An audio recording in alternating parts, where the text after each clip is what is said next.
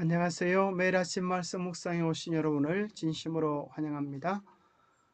제4과 어려운 길 1월 17일 일요일 예언이 성취됨 기억절. 이제 야곱의 집에 대하여 얼굴을 가리시는 여호와를 나는 기다리며 그를 바라보리라. 이사야 8장 17절. 오늘의 말씀 이사야 7장 14절에서 16절의 말씀입니다. 그러므로 주께서 친히 징조를 너희에게 주실 것이라. 보라, 처녀가 잉태하여 아들을 낳을 것이요 그의 이름을 임마누엘이라 하리라.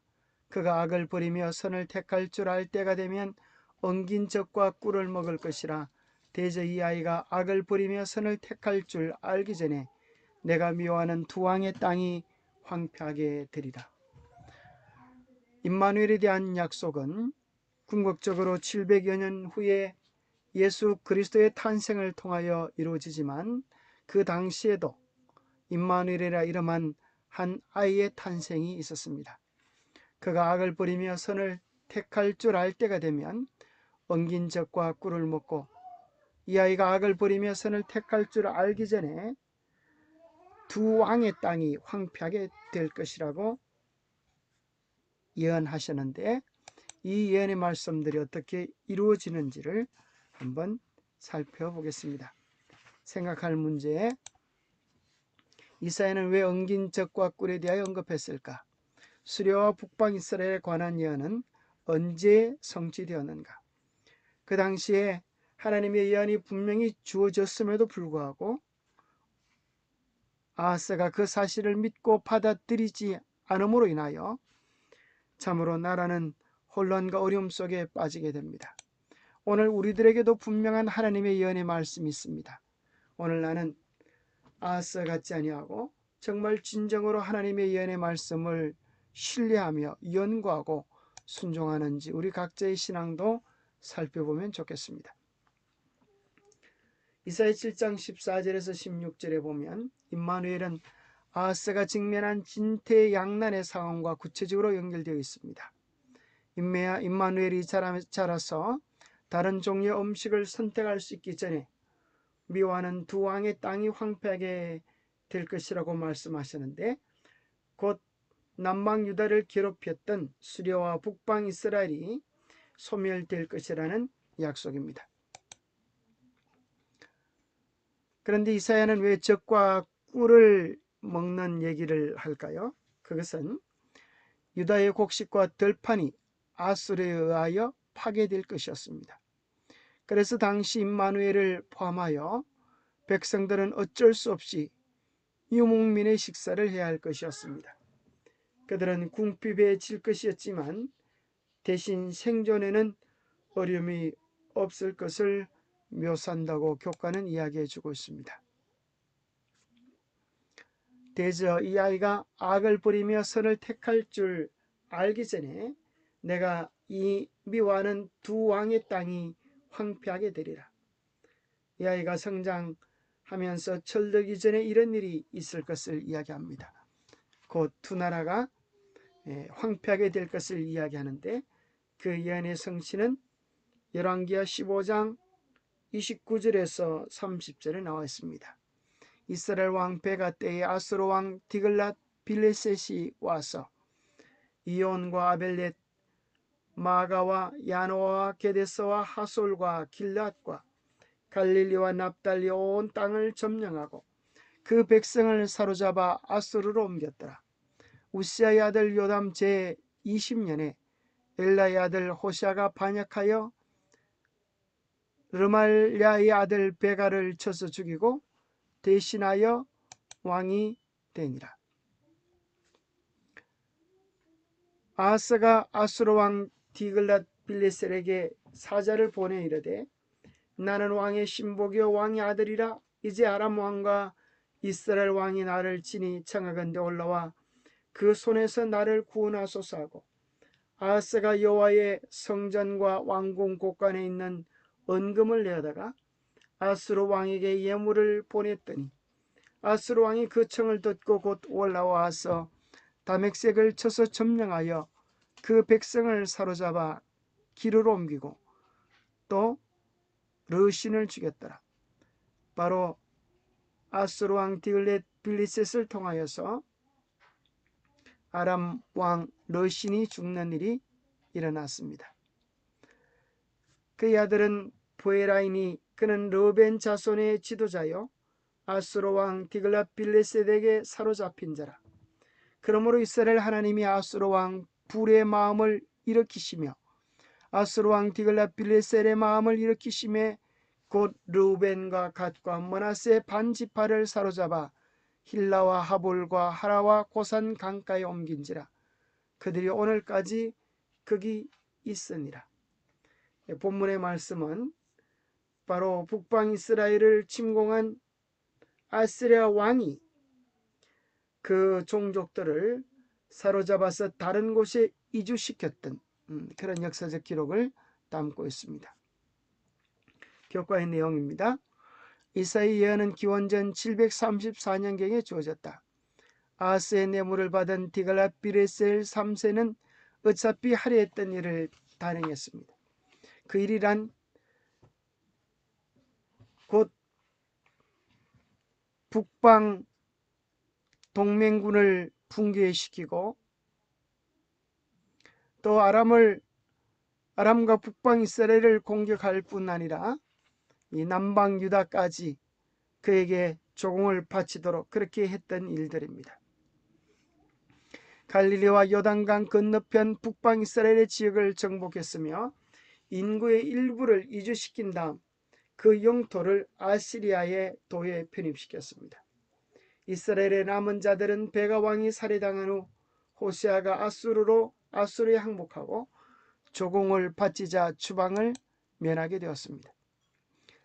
기원전 733년에서 732년에 디글랏 빌레셋은 수리아의 수도인 다멕색을 정복하고 아수르의 도를 만들었습니다. 따라서 이사야가 예언한 지 2년이 채 못되는 732년까지 아하스를 위협했던 두 나라는 확실하게 멸망했습니다. 기원전 727년에 살마네셀 5세가 디글랏 빌레셋 3세를 대신하여 즉위한 직후에 이스라엘 왕 호세아는 아수르를 배반함으로써 정치적인 자살행위를 저지르게 됩니다. 왜 이스라엘 왕 호세아는 아수르를 배반할까요?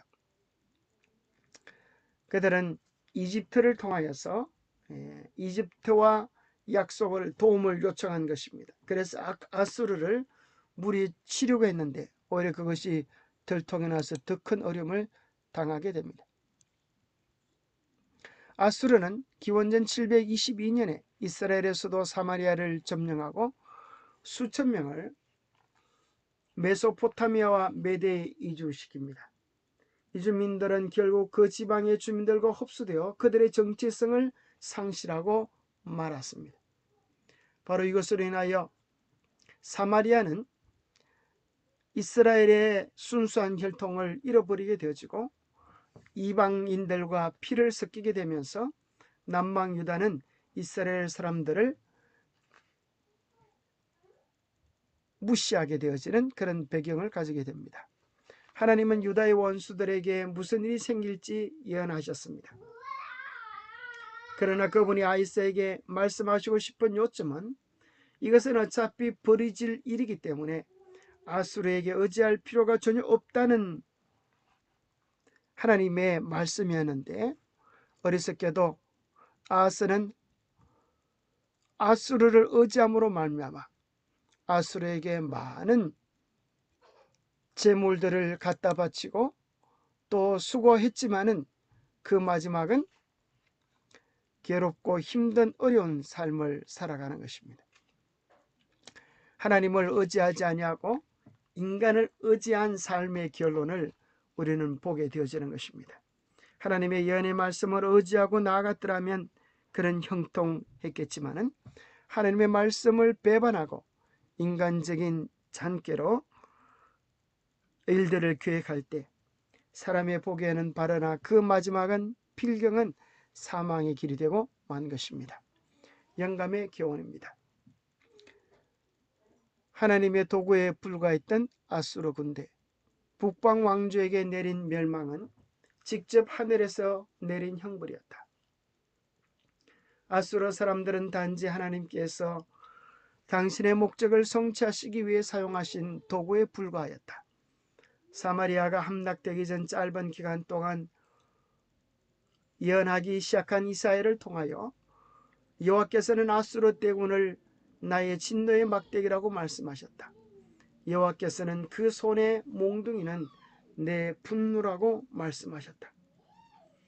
그래서 우리 눈에 보이는 아수르의 군대에 그것을 두려워할 것이 아니라 정말 두려워하고 깨달아야 할 것은 하나님의 말씀을 어기고 불순종하는 것이었습니다.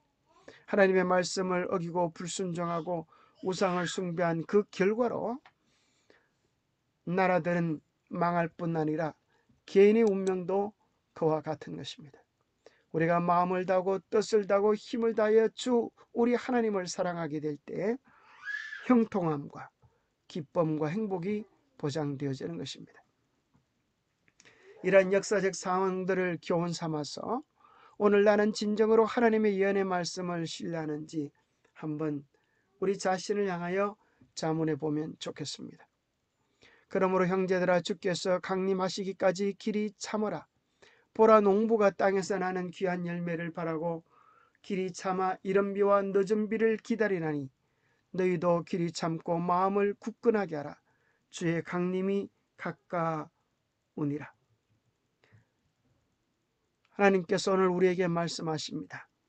이 세상의 어려움과 환란이 있다 할지라도 길이 참고 이른 비와 늦은 비를 기다리라. 늦은 비를 위하여 정말 준비되고 이 늦은 비를 경험하게 될 때 우리는 역사의 주인공들로서 우리의 사명을 감당하고 저 영광스러운 주의 재림의 날에 굳건히 서게 될 것입니다.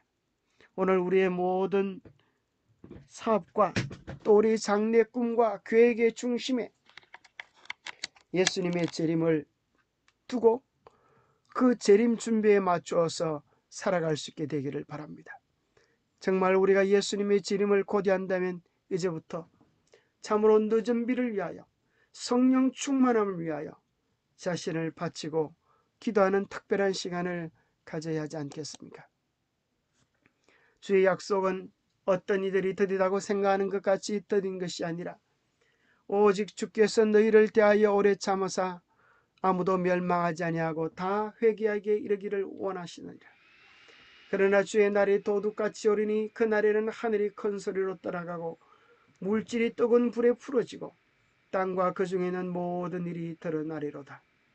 이 모든 것이 이렇게 풀어지리니 너희가 어떠한 사람이 되어야 마땅하냐? 너희가 어떠한 사람이 되어야 마땅하냐? 이 세상 모든 역사는 결국 하나님이 말씀하신 대로 이루어지게 될 것입니다. 성경은 이 세상 역사를 표현하면서 다 이뤘다고 말씀하십니다. 창세기 1장은 하나님께서 말씀하신 그대로 천지와 만물이 다 이루어지는 것으로 끝을 맺습니다. 두 번째는 예수님께서 십자가에서 우리의 구원을 다 이루셨다라고 하는 엄청난 선포로 예수님의 사역이 마무리되어지고 예수님이 다시 오시는 그날에 예언의 말씀과 징조들이 다 이루어져서 다시 한번 성경의 모든 예언들이 이루어지고 하나님께서 우리를 위한 구원의 계획을 온전히 실현, 성취, 완성시키실 것입니다. 이 모든 일이 이렇게 풀어지리니 오늘 우리가 어떠한 사람이 되어야 마땅하게 하겠습니까? 거룩한 행실과 경건함으로 주의 날이 임하기를 바라보고 간절히 사모하는 우리가 되면 좋겠습니다. 기도하겠습니다. 하나님 아버지, 하나님의 뜻이 무엇인지 분명히 알면서도 그 뜻을 외면하고 인간을 의지했던 왕과 나라가 어떤 결말을 가져오는지를 우리 눈으로 분명히 보았습니다. 이제 우리는 참으로 어리석은 그러한 길을 가지 않게 하시고 하나님 말씀을 전적으로 신뢰하며 어린 양이 어디로 인도하든지 따라가는 믿음의 백성이 될 수 있도록 도와주시옵소서. 세상 역사의 시작과 끝을 보고 계시는 아버지, 우리가 어디로 가야 할지 알려주셔서 감사합니다.